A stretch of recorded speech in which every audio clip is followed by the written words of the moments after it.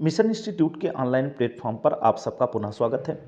जैसा कि हम लोग अध्ययन कर रहे थे भारतीय राज्य व्यवस्था पर, और उस पे हम लोगों ने अभी तक 4 सीरीजों पर काम कर लिया था।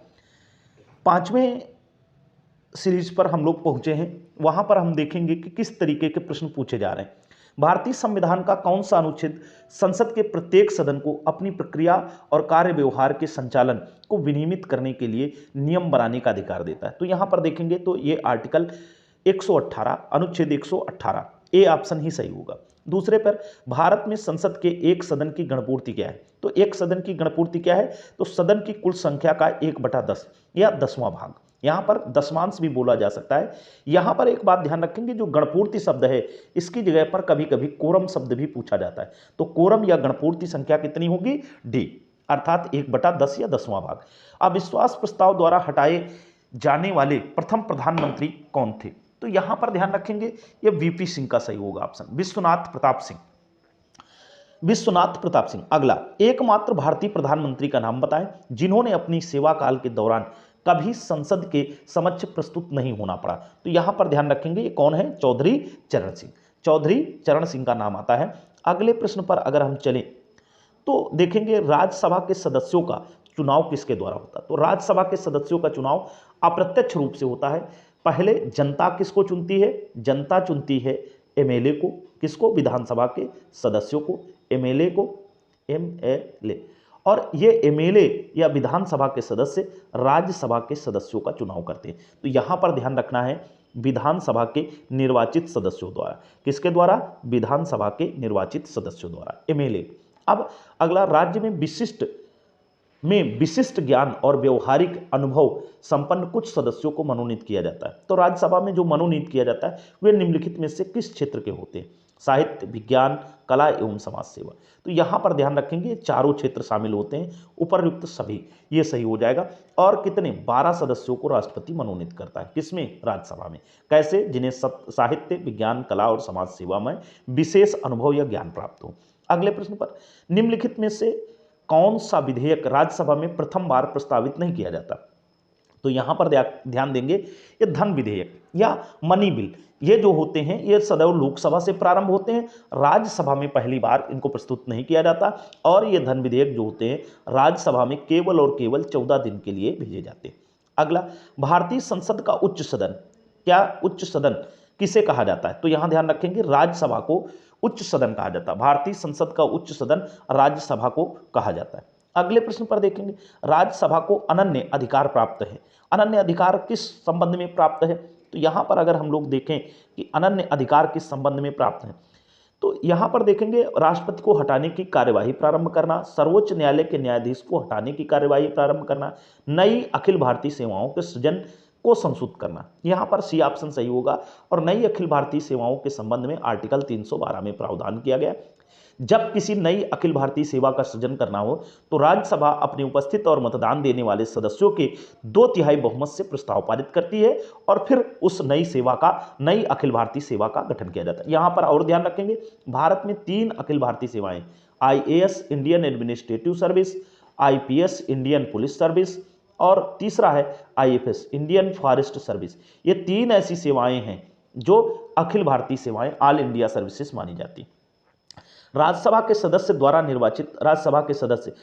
निर्वाचित होते। तो विधान परिषद के निर्वाचित सदस्य, जनता, लोकसभा, विधानसभा के निर्वाचित सदस्यों द्वारा। अभी हमने पूर्व में किया कि राज्यसभा के सदस्यों का चुनाव कैसे होता है? अप्रत्यक्ष रूप से। प्रत्यक्ष रूप से नहीं होता। कैसे होता है? अप्रत्यक्ष रूप से। अप्रत्यक्ष रूप का मतलब यह है कि पहले जनता एमएलए को चुनती है और एमएलए या विधानसभा के निर्वाचित सदस्य राज्यसभा के सदस्यों का निर्वाचन करते हैं।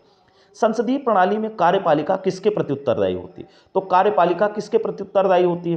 विधानमंडल, जनता, न्यायपालिका, इनमें से कोई नहीं। तो यहां पर ध्यान रखेंगे लोकसभा सामूहिक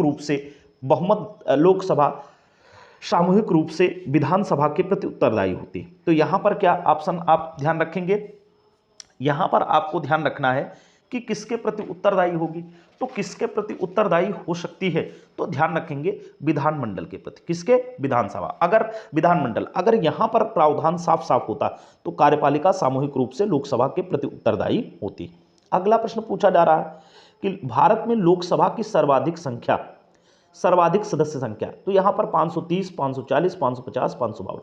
इस ऑप्शन के अनुसार, इस प्रश्न के ऑप्शनों के अनुसार यहां 352 सही हो जाएगा। लेकिन ध्यान रखेंगे, अब ये जो दो मेंबर थे, तो अब क्या है, वर्तमान समय की स्थिति में देखेंगे तो दो लोकसभा में सदस्य एंग्लो इंडियन समुदाय के मनोनीत किए जाते थे, लेकिन इन मनोनीत सदस्यों का प्रावधान अब हटा दिया गया है। अर्थात अब आपको ध्यान रखना है, अगर आज की तिथि में पूछा जाए तो 585 होंगे, लेकिन प्रश्न में ऑप्शन दिया गया है, क्या ऑप्शन दिया गया है, 552 का, तो यहां पर आप 552 टिक कर सकते हैं, बशर्ते कि ध्यान रखेंगे अब ऐसा नहीं होगा।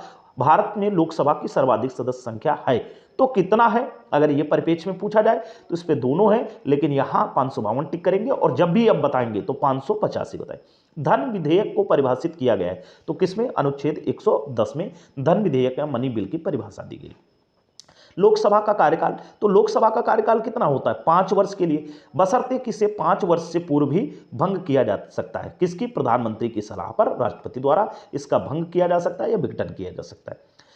अब उसके बाद देखेंगे निम्नलिखित में से किस राज्य के प्रतिनिधि लोकसभा में सबसे अधिक हैं, तो लोकसभा में सबसे अधिक सीटें तो किसकी हैं, उत्तर प्रदेश की, डी ऑप्शन। और कितनी सीटें हैं, 80। लोकसभा में सबसे ज्यादा प्रतिनिधि किसके हैं, तो उत्तर प्रदेश के, और कितनी सीटें हैं, 80। अभी 2024 के चुनाव होंगे, तब भी आप न्यूज़पेपरों या अन्य माध्यमों से बराबर इनको देख सकते हैं कि 80 लोकसभा सीटों पर चुनाव होंगे उत्तर प्रदेश में। भारत में निम्नलिखित में से किस राज्य में सबसे कम लोकसभा सीटें, तो लोकसभा सीटें सबसे कम है, कहां पर है, सिक्किम में। किसमें, सिक्किम में। अब आगे देखेंगे लोकसभा और राज्यसभा की सर्वाधिक संख्या है, तो कितनी सर्वाधिक संख्या है क्रमशः, तो यहाँ 542 250, 552 250, 540 240, 542 275, तो यहाँ पर फिर पूरा यही ऑप्शन सही हो जाएगा। 552 लोकसभा में अधिकतम, और वर्तमान स्थिति में 550, और 250 राज्यसभा में। राज्यसभा की अधिकतम सदस्य संख्या 250 और लोकसभा की अधिकतम सदस्य संख्या 552 हो सकती थी, अब 552 की जगह 550 होती है। अगले प्रश्न पर चलेंगे, भारतीय संसद की सबसे बड़ी समिति कौन सी, तो यहां लोक लेखा समिति के सदस्यों की संख्या देखेंगे तो 22 होती है, और लोक उपक्रम समिति के सदस्यों की संख्या भी 22 होती है। यह प्राकलन समिति इस पे सही होगा, और इसके प्राकलन समिति के सदस्यों की संख्या जो होती है वो कितनी होती है, वो 30 सदस्य होते हैं, और ये 30 के 30 सदस्य लोकसभा से ही आते हैं। कहां से आते हैं, लोकसभा से। इसमें जो लोक लेखा समिति में 22 सदस्य होते हैं, इस पे लोकसभा और राज्यसभा दोनों के सदस्य होते हैं। ये जो लोक उपक्रम समिति में होते हैं, इसमें भी 22 में दोनों के होते हैं, 15 लोकसभा से 7 राज्यसभा से, इसमें भी 15 लोकसभा से 7 राज्यसभा से। तो ये कभी भी पूछा जाए कि सबसे बड़ी समिति कौन सी है, तो प्राकलन समिति। कौन सी, प्राकलन समिति।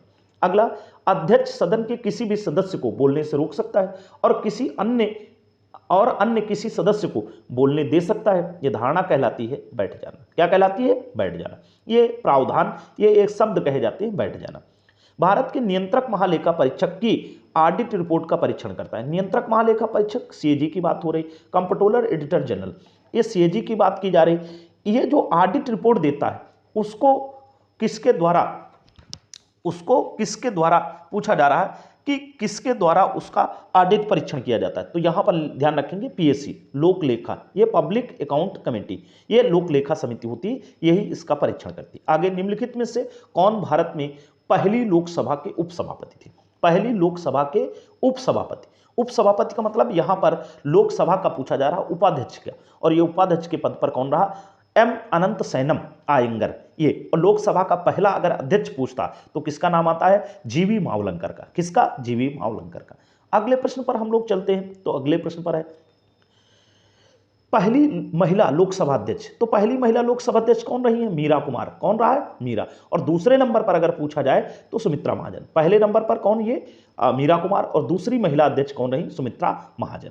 तो पहली मीरा कुमार, एक बी ऑप्शन सही हो जाए। ये कौन निश्चित करता है कि कोई विधेयक वित्त विधेयक है अथवा नहीं। अब कोई विधेयक वित्त विधेयक है या नहीं, अर्थात दूसरा धन विधेयक है या नहीं, इसका निर्धारण कौन करता है, तो लोकसभा का स्पीकर करता है। लोकसभा अध्यक्ष कोई विधेयक धन विधेयक है या नहीं, इसका निर्धारण लोकसभा का स्पीकर करता है। लोकसभा के सम्मेलनों की अध्यक्षता कौन करता है, तो लोकसभा के जितने भी सम्मेलन होते हैं उनकी अध्यक्षता कौन करेगा, लोकसभा स्पीकर, लोकसभा अध्यक्ष। स्पीकर जो शब्द प्रयोग हो रहा उसका तात्पर्य अध्यक्ष से होता है, लोकसभा के अध्यक्ष को स्पीकर ही कहा जाता है। जैसे वर्तमान समय में लोकसभा के स्पीकर ओम बिड़ला जी हैं।